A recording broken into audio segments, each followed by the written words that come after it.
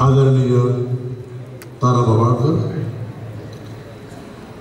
या उद्घाटन सत्राचे अध्यक्ष आदरणीय सुशील कुमारजी शिंदे, मराठी भाषाप्रेमीचा ऊर अभिमानाने भरून आला।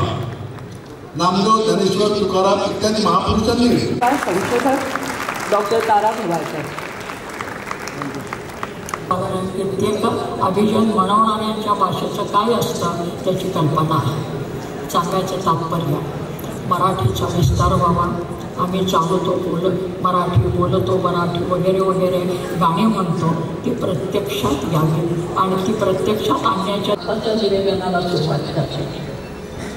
साहित्य संमेलन सुरू झालं त्यावेळेस काही ठराविक वर्गातल्या लोकांचं हे साहित्य संमेलन होतं। वर्ग हा शब्द मी अर्थशास्त्रीय परिभाषेमधला वापरते आहे। हनुमंत हांडे आणि डॉक्टर मारुती शिंदे